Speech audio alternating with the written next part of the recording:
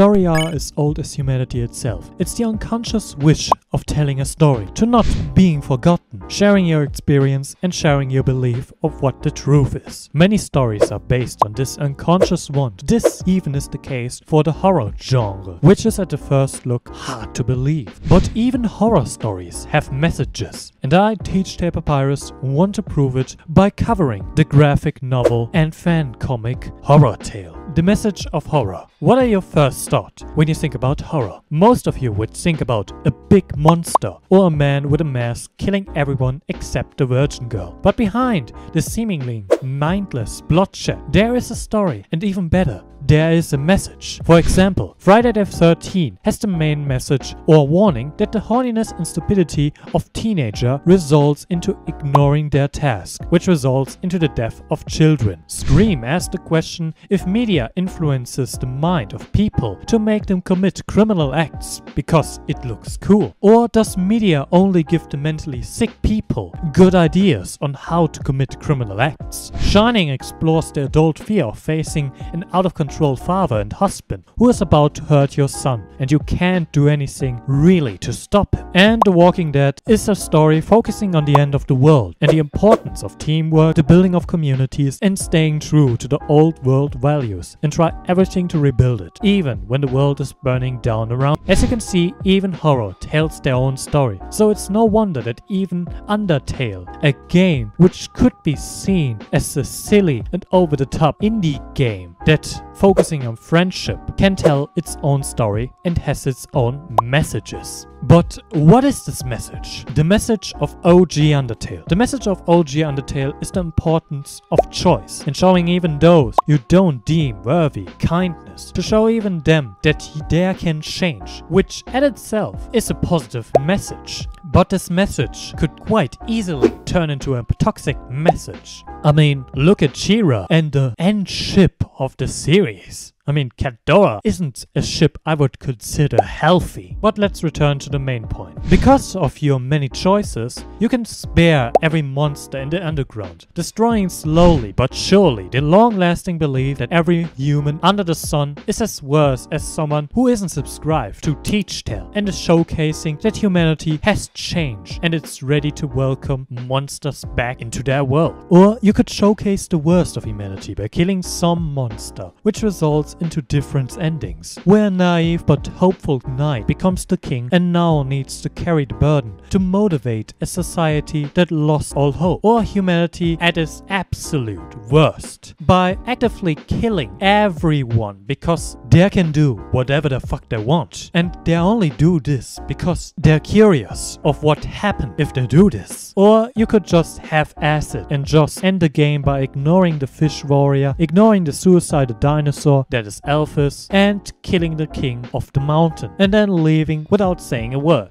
This apparently makes sure that you will enter the broken world of Horrortale, because all the flaws that all the character had at the beginning of the story of OG Undertale are being multiplied by 10 because of the witness horror and hopelessness. Then you also got a tiny bit of cannibalism and the worst written version of sand. And boom, you got Saw Apple Studios' Horrortale. But how did it all started? Well, I don't know, but what I know is that this version of Horrortale wasn't the first version of Horrortale. I mean, there is another version of Horrortale, which is written by Shorty. The birth of Horrortale. To start this off, let me start by saying off that the AU for Horrortale was made in the year 2016, the first year of Undertale, meaning that the Undertale hype was at its highest, and therefore the hype for more content was also at its highest, which is why during that time we got so many new stories which add new perspective to the Undertale legend, even though 80% of these weren't even canon friendly, which resulted in the upcoming and hurtful Flanderization that the character are now plagued by. But this didn't matter to the community at this time. What they wanted was more content, more pə-PY-rəs, and more of their favorite skeleton daddy, Sam. Okay, that sounds way too sexual actual, but yeah, that was actually the main reason. Anyways, to achieve this, they created so-called alternate universe, aka AUs. In these alternate universes, we saw different versions of Sans and pə-PY-rəs, where they changed their roles. AUs, where everyone is edgy, and an AU where everyone's role is reversed and they are edgy. Looking back at it, it wasn't so story focused as we made it out to be. But anyways, on March 17th, 2016, posted an artist by the name Shorty the first Horrortale picture, which showcased a grotesquely depiction of our beloved characters. We see a Sans with a blood-covered mouth. We see pə-PY-rəs rocking this Jack Skeleton look and also converting a brilliant shape language. A Frisk who is dressed like a religious believer who carries a cross and a lantern all around. And then we have a Kara who looks like the demonic creature that the fandom thinks he or she or there or them or it are. So the question is, how did all of this happen? Well, since this is the OG Horrortale, it has a completely different story. Okay, actually I lied. It doesn't. It is still the same OG Undertale story, just a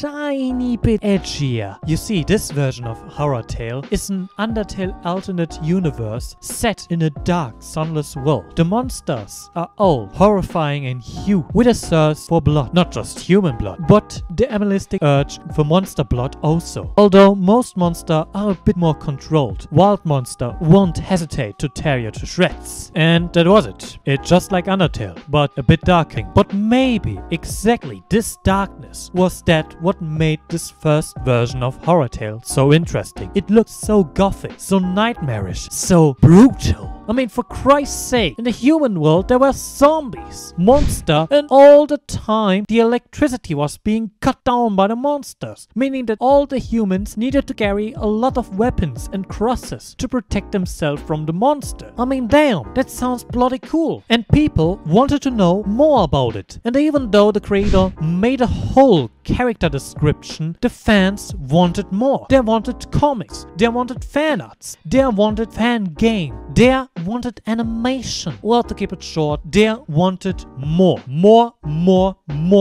content. And the creator couldn't keep up with all these requests. But one guy could, because on June 4, 2016, published Soar Apple Studio on Newground the Horrortale teaser game. And yes, you heard right, a game. At this time, it was unheard of that an Undertale AU got the fan game. I mean, sure, there were some Undertale fan games, but most of them, well, let's just say were at best mediocre and at worst really bad. I mean, but anyways, this teaser game became so famous that every Undertale YouTuber under the sun played. Anyways, this teaser game was unlike the other Undertale fan games. It was a point-and-click adventure game which explores the underground after several years after Frisk the 8th human left the underground after killing the king and didn't befriend the fish lady, which resulted into a revolution, starvation, cannibalism, madness, and watching Ghostbuster to 2016 reboot. But this game was a great teaser, and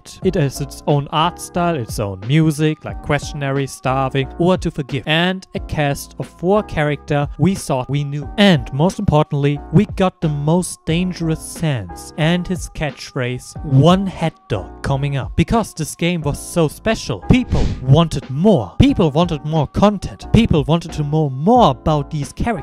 People wanted to know more about the underground. And let me tell you something, they did what they wanted. Because the creator already had started on DeviantArt on April 20, 2016 with the Horrortale webcomic, which started the legend of Horrortale. But wait, there's more. Remember when I said Horrortale's famous one-liner, "It's Morbin time"? Well, because of this famous one-liner, many comics, animation, and videos were created and uploaded on YouTube, and millions of people watched these videos. These people were then first introduced by this video to Horrortale Sans, and they were amazed by such a bloodthirsty and sadistic Sans that they were made even more fan art and fan fiction for this version of Sans. So people were quite angry when they heard that another person claimed that they created Horrortale, even though it was their idea to begin with, and their story was quite different from Soar Apple's. So to eradicate any confusion, the name of the first Horrortale AU was changed by the creator himself to Undertale. And maybe this was for the better. I mean, it looked great and the art is something else, but beside that, it didn't have any substance. It didn't have any significant story, and most importantly, not an important message. It was just a cheap copy of Undertale and was even edgier than Undertale. And because of this edginess, like having a sadistic sans who loves cutting up limbs and eating them, one of the original messages of Undertale, which is showing kindness, can't work because these monsters are really monsters and unredeemable. I mean, they kill people and monsters with no remorse. In fact, I would even go so far and would say it was even worse because they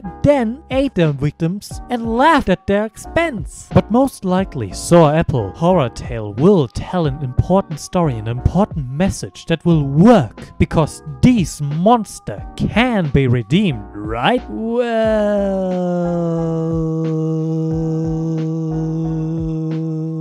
we can talk about it when we get there, okay?